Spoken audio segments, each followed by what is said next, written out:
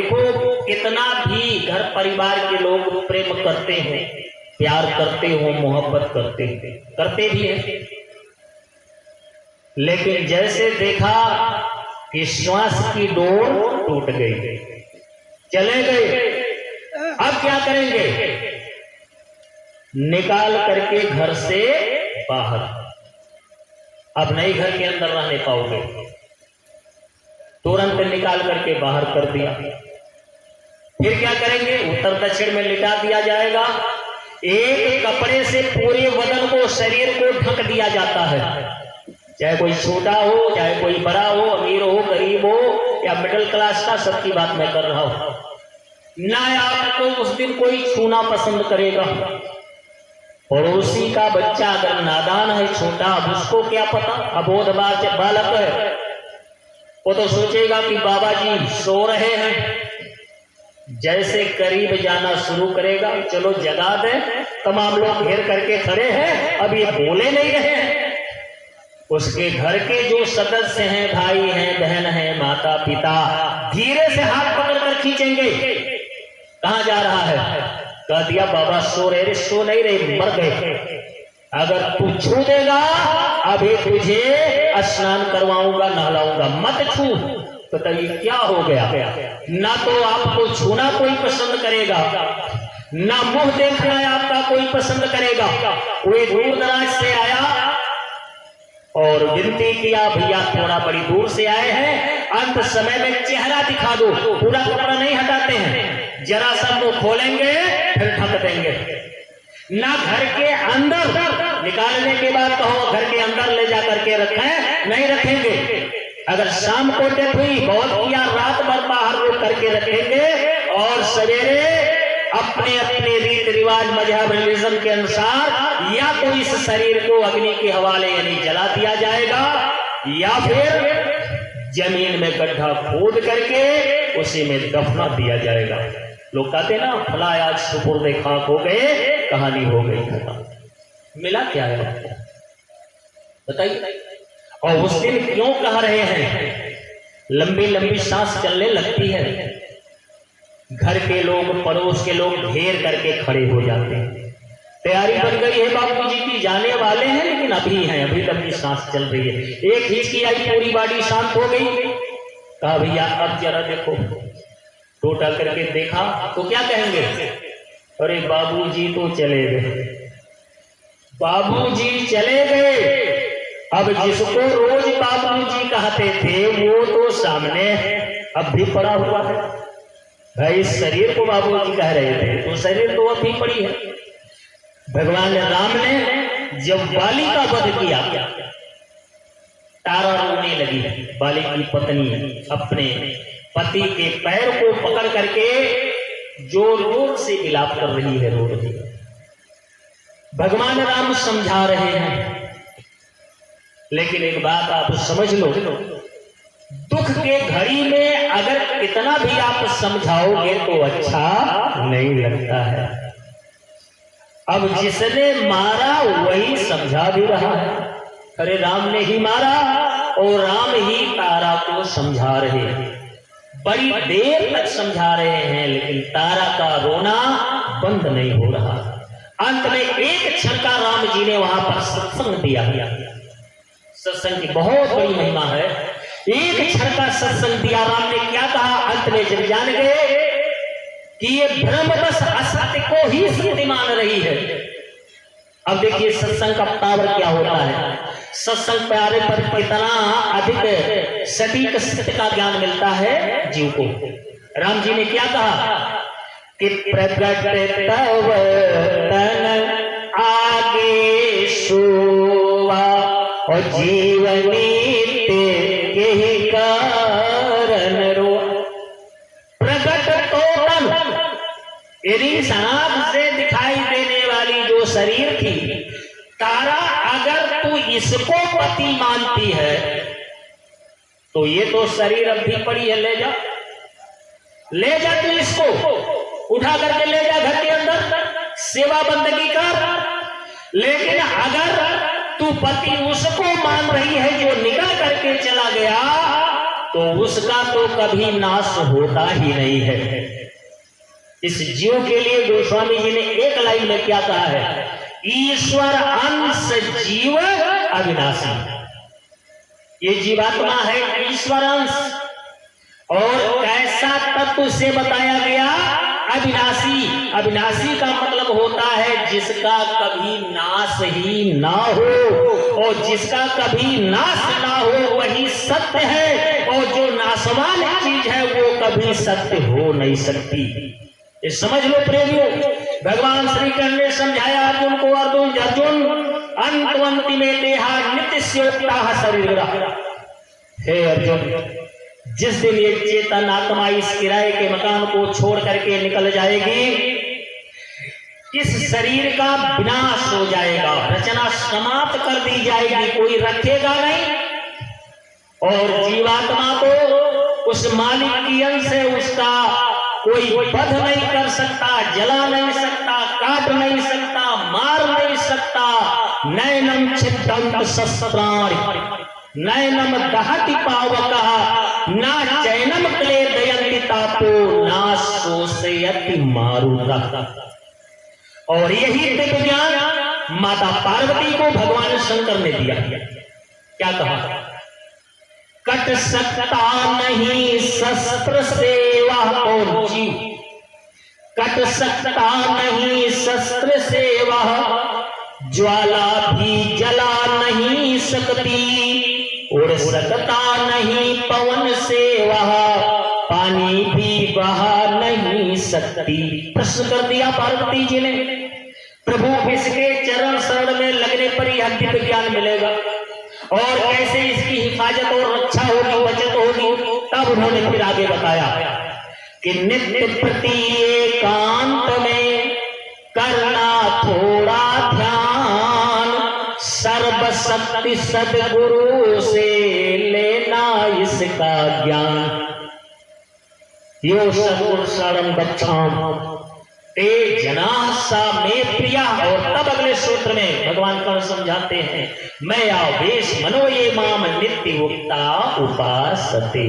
नित्य माने रोज, युक्ता माने जुगती, जुगती कहते हैं भेद को, जिसका भेद इस दुनिया में केवल संत देते हैं। रामायण के बालकांड में गोस्वामी जी ने चैलेंज देकर के लिखा, नाम भेद है अतिकर छीना, और सदगुरु बिनु काहू ना चीन्हा। यानी नाम तो है संतन आधीना, और बिना संत को नाम ना चीन्हा। ये आते क्यों है? माँ के पेट में जब हम लोग उल्टे टंगे थे, जैसे आज बैठे हैं आराम से, नो एनी बाउंडेशन, शरीर पर कोई बंधन नहीं है, लेकिन माँ के पेट में ऐसा नहीं होता है। पूरा शरीर एक झिल्ली में बंधा होता है, पतली सी झिल्ली होती है, उसी में कसा होता है। उल्टी दशा में गादुर पक्षी कैसे लटकते हैं? गादुर उल्टा लटकते हैं पेड़ों पर। ऐसे माँ के उस जलती हुई भट्ठी में, बड़ी गर्म जगह में हम लोग टंगे थे। हमारे आपके शरीर का जो नॉर्मल टेम्परेचर है, सामान्य तापक्रम है, जानते हैं कितना होता है? आज तो हमारे जो डॉक्टर हैं, वैज्ञानिक हैं, सब नाप करके बताया 98.4 फ़ारेनहाइट डिग्री। ये सामान्य तापक्रम है। अगर इससे ओवर हो जाए, आगे हो जाए, बीमार हो जाओगे। टेम्परेचर बढ़ गया, डॉक्टर के पास गए, लगाया थर्मामीटर, थोड़ी देर के बाद देखा पारा ऊपर किस नंबर तक गया।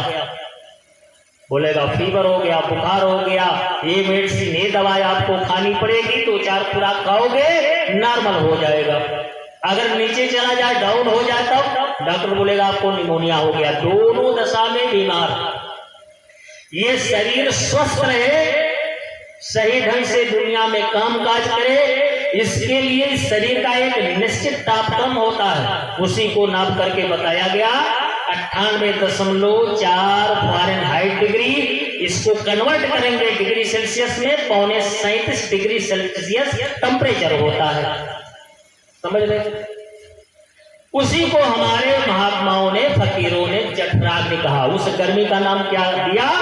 जठराग्नि। उस जठराग्नि में मां की दहकती हुई भट्ठी में पेट के अंदर उल्टे टांग दिए गए। ज्यादा नहीं, आज आपके शरीर में बहुत बल है, काफी स्ट्रांग हो, अट्टे कट्टे हो, लेकिन 1 घंटे के लिए मुर्गा अगर बना दिया जाए, पढ़ाई पीरियड में कभी मुर्गा बने हो मास्टर लोग, मुंशी जी, पंडित जी, बाबू साहब, बदमाशी जो बच्चे करते थे, अब नहीं है, अब तो बड़ी छूट हो गई। उधर मास्टर साहब पढ़ा रहे हैं और इधर जो है मोबाइल चल रही है, अब पढ़ते ही नहीं बच्चे। हम लोगों के जमाने में ऐसा नहीं था, मुर्गा बना देते थे जो बदमाशी करते थे, और जो बदमाशी करता था 4 ईंटा मंगवा करके रख दो पीठ के ऊपर। अरे हम तो समझ रहे हैं 20 मिनट में हालत खराब हो जाएगी, 1 घंटा तो बहुत समय मैंने बता दिया। इतने हट्टे कट्टे हो, आधे घंटे मुर्गा नहीं बन सकते। झुक करके ऐसे हाथ डाल करके कान पकड़ना होता था। बच्चे का जन्म होता है जैसे रुई का फाहा, इतनी कोमल शरीर, और कितने दिन मां के पेट में उल्टा लटका रहता है 9 साढ़े 9 महीने तक, वो भी 24 आवर्स, 24 घंटे, रातों दिन, चारों तरफ अग्नि जल रही है, बाहर के दरवाजे बंद, एकदम क्लोज कर देता है, दोनों आंख बंद है, दोनों कान बंद है, मुंह भी बंद। अब सोच रहे होंगे भाई ये मुंह कौन सी मशीन है बताइए? अरे भोजन भी इसी से हम लोग करते हैं, ठीक है ना? भोजन करने वाली मशीन है और बोलने वाली भी मशीन है। अरे बोलते हो तो मुंह से, ये 2 काम करती है। भोजन भी मुंह से किया जाता है और बोलते हैं तो भी मुंह से, डबल काम है इसका। अब मां के पेट में मुंह बंद है तो जो ग्रोथ होती है, यानी बच्चा धीरे धीरे बढ़ता है, 3 महीना, 4 महीना, 5 महीने, 6 महीने, तो इसकी जो ग्रोथ है, बढ़वार है, तो कहीं न कहीं से तो इसको खुराक मिलती होगी। तो देखा होगा बच्चे का जब जन्म होता है, या गाय है, भैंस है, कोई जानवर का ही बच्चा, नाभि से एक नाल जुड़ा होता है, इंग्लिश में उसको प्लेसेंटा कहते हैं, हिंदी में उसको नाल कहा जाता है या नार कहते हैं। इसी नाल के द्वारा पचाया खुराक मिलता है बच्चे को। अब भगवान ने मुंह क्यों बंद कर दिया? रीजन क्या है, कारण क्या है, मतलब क्या है? गर्भ का जो गंदा पानी होता है एकदम पॉइजनस, बड़ा तीव्र, उसके अंदर जहर पाया जाता है। अगर बच्चे के मुख में 1 बूंद वो गंदा पानी चला जाए तो उसी मां के पेट में एक्सपायर कर जाएगा, मर जाएगा। इसीलिए भगवान ने बड़ी व्यवस्था किया। तो बाहर के दरवाजे तो बंद थे, लेकिन अंदर जीवात्मा के अंदर जो आंख और कान है, ये दोनों खुले थे, वहां दोनों खुले थे। इस आंख से वही चीज हम आप देख पाते हैं जिसका फोकस सीधे हमारे नेत्रों पर पड़ता है। जैसे इतने प्रेमी बैठे हैं सत्संग में, केवल एक हथेली ऐसे रख लो, किसी का दर्शन नहीं मिलेगा, लेकिन उस आंख से बहुत दूर तक दिखाई पड़ता है, समझ लो। तो लगे देखने, अभी दुनिया की चिंता नहीं थी, चिंता अपनी हो गई। इतनी गर्म जगह में उल्टा मैं टंगा हुआ हूं, तो इतनी मुसीबत में क्या पहली बार मैं फंसा या इसके पहले भी कभी फंसा? प्रमाण मिलता है हमारे ग्रंथों में, महात्माओं फकीरों ने दिया, 100 जन्म तक दिखाई पड़ता है। कितना पीछे के जन्मों के बारे में? 100 जन्म तक। इसके पहले कहां थे, उसके पहले, उसके पहले, उसके पहले, 100 जन्म तक देख रहे थे हम लोग जब मां के पेट में उल्टे टंगे थे।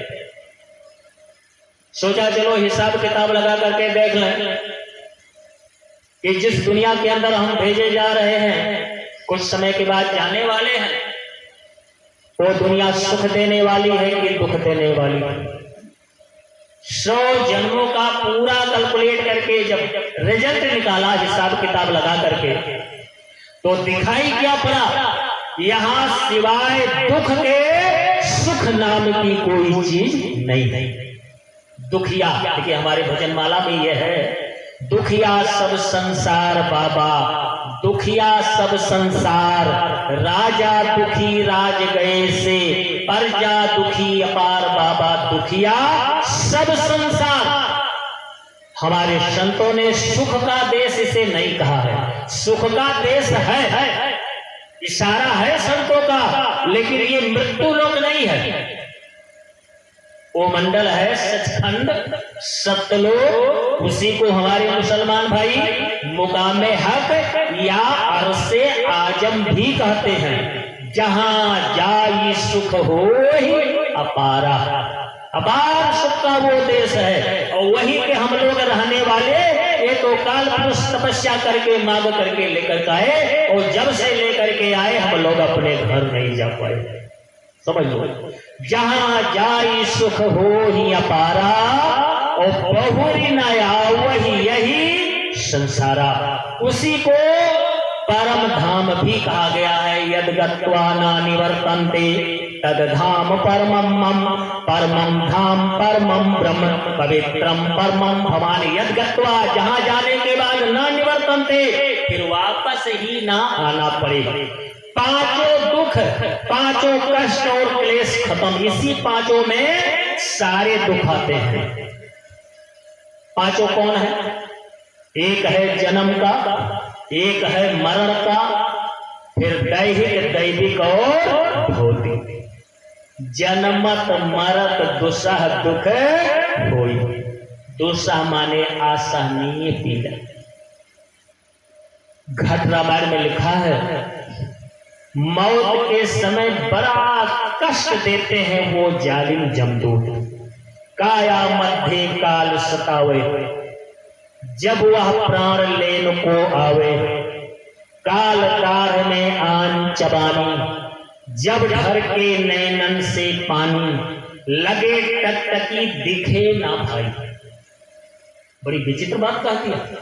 लगे टकटकी, देखा होगा आंख इतनी बड़ी बड़ी, उस समय मारे दर्द के इतना पेन, इतना कष्ट तकलीफ होता है, आंख इतनी बड़ी ऊपर को उलट जाती है, लेकिन किसी को आप रिकॉग्नाइज नहीं कर सकते, पहचान नहीं सकते। होता क्या है?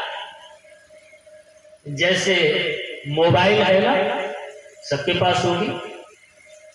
मोबाइल पर ऊपर शीशा लगा हुआ है, ऊपर क्या है? शीशा, और शीशे के नीचे स्क्रीन प्लेट डिस्प्ले उसको कहते हैं।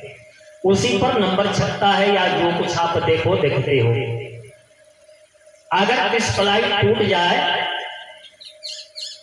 स्क्रीन प्लेट जो है फट जाए, टूट जाए, मोबाइल गिर जाए, कुछ नहीं छपेगा। किसी मैकेनिक को, मिस्त्री को दिखाओगे, वो कहेगा भैया स्क्रीन दूसरी लगानी पड़ेगी। पर्दा है, वो एक तरह का क्या है? पर्दा खराब हो।